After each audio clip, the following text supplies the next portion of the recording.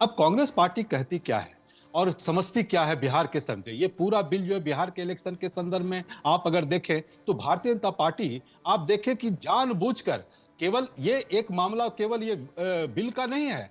इनका देखिए क्या रवैया है। जेडीयू को किस तरह पछाड़ना है, किस तरह डिमोरलाइज करना है।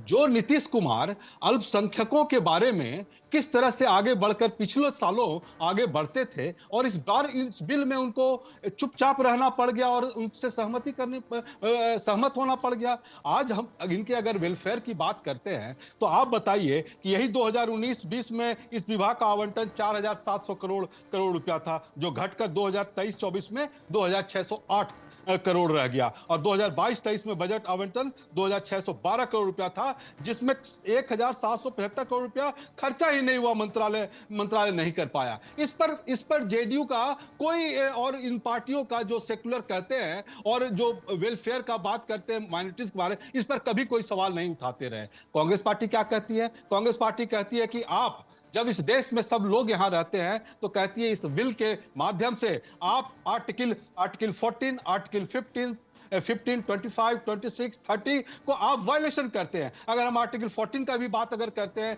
कि वायलेशन की बात कहते हैं तो इसमें जो आर्टिकल इंश्योर करता है कि इक्वलिटी बिफोर द लॉ की बात करती है और equal protection of the law की बात करती है। यहां पर देखिए वायलेशन की बात होती है। जब 26 की बात करते हैं तो जहां पर आर्टिकल 26 गारंटी करता है एवरी रिलीजन जो है denomination the right to establish and manage its own religious institution and affairs, इसकी बात करते हैं। यहां पर इसकी भी वायलेशन होती है। जब आर्टिकल हम 25 की बात करते हैं तो article 25 guarantees the freedom to protect practice and propagate religion. तो ये तो उसका हर धर्म का अपना एक प्रिवेटिव है, अपना एक अधिकार है कि हम अपने ढंग से उसको प्रोपेगेंडा करें, इस्टेब्लिश करें। आप उसका भी वायलेट करते हैं। तो कांग्रेस पार्टी कहती है कि आप जो फंडामेंटल राइट्स है, जो एक धर्म एक कम्युनिटी के लोग हैं, आप उसके अधिकारों को से भी आप वंचित रखना चाहते हैं। ज्योति जी एक बात बताइए, मैं कुंतल जी के पास जाऊं उससे पहले एक बात बताइए। ये जो बातें आपने रखी सारे आर्टिकल्स की, मैं इनकी डिटेल में भी नहीं जाऊंगा क्योंकि उसमें जाएंगे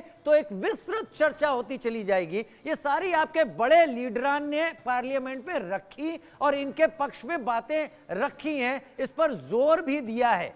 लेकिन आपको नहीं लगता और क्या आपने इस बारे में देखा नहीं कि वक्फ के खिलाफ 10,000 मुस्लिम ही ऐसे हैं जिन्होंने शिकायतें की हुई हैं, जिन्होंने ऐतराज जताए हुए हैं, जिनकी एप्लीकेशन, जिनकी शिकायतें ठंडे बस्ते में लगातार पड़ी हुई थी। ये ऐसा नहीं है कि कोई दूसरे धर्म के लोग कर रहे हो।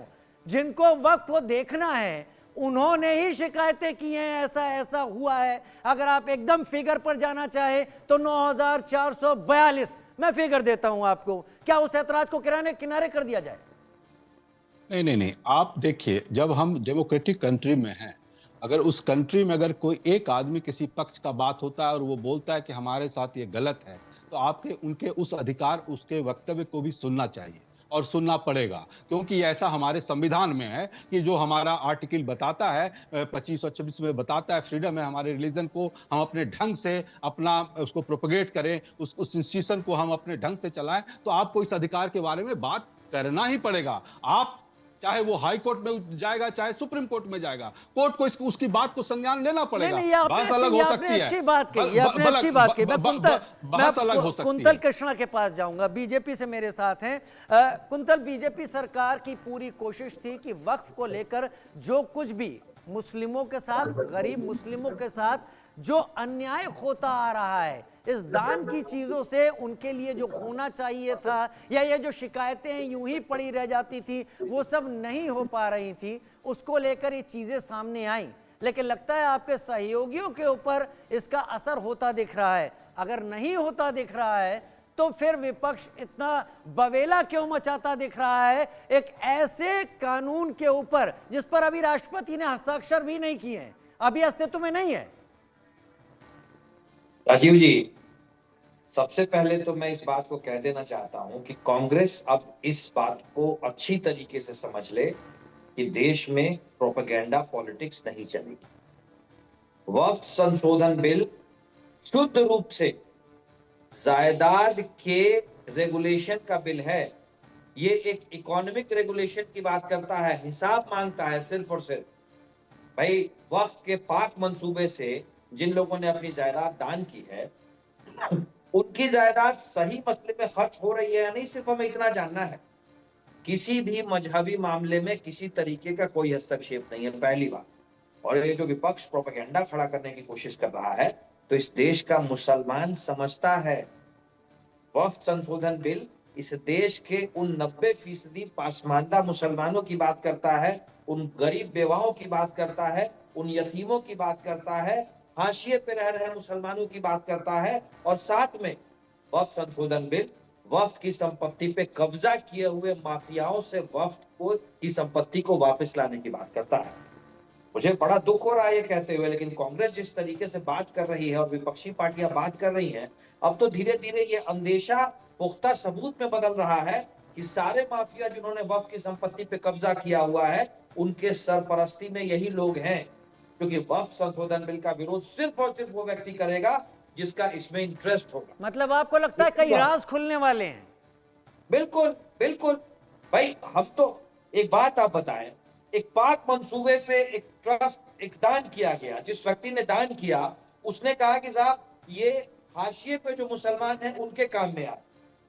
हमारे बैठे हुए हैं साथी कांग्रेस के बड़े विद्वान हैं, हमारे सीनियर भी हैं, या जो लोग भी इसका विरोध कर रहे हैं, मैं तो सिर्फ इतना पूछ रहा हूं कि पूरे देश में क्या वक्फ के खर्चे पे एक यतीम खाना बना है, एक राहगीर खाना बना है, एक अस्पताल बना है? पसमानदा मुसलमानों को, गरीब मुसलमानों को हुनरमंद बनाने के लिए क्या एक इंस्टीट्यूशन बना है? वक्फ अपने कर्मचारियों को भी पैसा नहीं दे पा रहा है समय पे, और जबकि वक्फ की संपत्ति इस देश में सबसे ज्यादा संपत्ति वाले ट्रस्टों में एक है। रेलवे और सेना के बाद सबसे ज्यादा संपत्ति है। राजेंद्र सच्चर साहब, ये तो ज्योति भाई जानते होंगे, 2006 में उन्होंने कहा था कि 12,000 करोड़ के करीब आमदनी होनी चाहिए, और आज भी 130 करोड़ आमदनी नहीं पहुंच पाती है। हम तो सिर्फ इसको रेगुलेशन चाहते हैं, और संविधान में कहां चीजों को रेगुलेट करने की मनाही है? हम तो हिसाब मांग रहे हैं। संविधान ही कहता है कि हर चीज का हिसाब देना होगा। कांग्रेस अब बेहतर होगा कि ये पॉलिटिक्स ऑफ कन्वीनियंस बंद करे। देश ने ऐसे ही नहीं नकारा है आपको। विपक्ष भी एक जिम्मेदार विपक्ष होना चाहिए, और कांग्रेस के ये गैर जिम्मेदाराना जो वक्तव्य है और व्यवहार है, मुझे तो लग रहा है कि कांग्रेस आने वाले समय में जिस सेक्शन ऑफ सोसाइटी को कांग्रेस अपना वोट बैंक मानती है, जिसको वोट बैंक की तरह देखती है, वही सेक्शन इन्हें नकार देगा। क्योंकि अब इस देश का अल्पसंख्यक भी विकास चाहता है, वो अपने हक की बात, हुकूक की बात करना चाहता है, और वक्फ संशोधन बिल वही है। हमारे जिन सहयोगियों ने संसद में इस संशोधन बिल का समर्थन किया है, सही मायने में उन्होंने मुसलमानों के हक की बात की है। 95% से ज्यादा जो हाशिए पे मुसलमान है, सच्चर कमेटी की रिपोर्ट, भाई हम तो नहीं कह रहे हैं ना, 95% से ज्यादा हाशिए पे मुसलमान हैं। उन लोगों के इस्तेमाल करने के लिए ये वक्फ बनाया गया था। और हो क्या रहा है? मैरियट होटल 12,000 रुपए सालाना, और उस मैरियट होटल में कमरे का एक दिन का किराया 12,000 है। ये जो बड़े बड़े साहबान हैं, हैदराबाद से लेकर के कांग्रेस का झंडा लेकर के तो लोग घूमते हैं, उन लोगों के पास भी वक्फ की प्रॉपर्टियां हैं औने पौने किराए पे। उन्हीं का हिसाब हम मांगना चाहते हैं। ठीक है, ठीक और है, ये बिल उन्हीं से हिसाब मांगेगा। ठीक है। ये बिल उन्हीं से हिसाब मांगेगा। और हमारे सारे सहयोगी, जनता दल यूनाइटेड का वैसे मसला अपना है, लेकिन मैं आपको एक पॉलिटिकल बात बता दे रहा हूं। जनता दल यूनाइटेड के साथ जुड़े हुए जितने बड़े अल्पसंख्यक चेहरे हैं, सब ने उसका समर्थन किया है। आज प्रेस कॉन्फ्रेंस भी जनता दल यूनाइटेड के अल्पसंख्यक नेताओं ने इसीलिए की है। और जो लोग छोड़ के गए हैं ना, उनकी क्या हैसियत है अपने समाज में, वो बखूबी जानते हैं। चलिए, कासिम अंसारी उंगली उठा रहे हैं। कासिम अंसारी, एक बात बताइए, कासिम अंसारी, आपने अगर जेडीयू छोड़ी, किस बात पर छोड़ी? आ रहा हूं राज बिहारी सर, आपके पास ही आ रहा हूं, छोटा सा ले लो इनसे। कासिम अंसारी, आपने क्यों छोड़ी?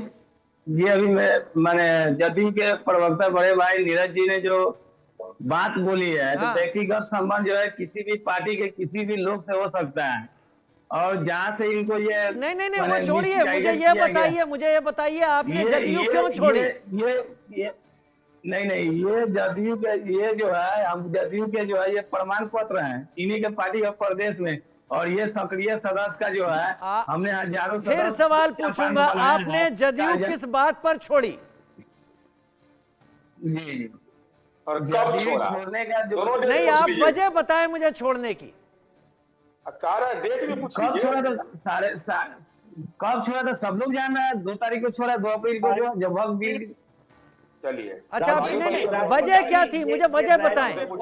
कासिम अंसारी, वजह बताएं क्यों छोड़ी? छोड़ने का मुख्य कारण है हाँ। कि आदरणीय हमारे नेता जो रहे हैं, चाहे अभी भी है,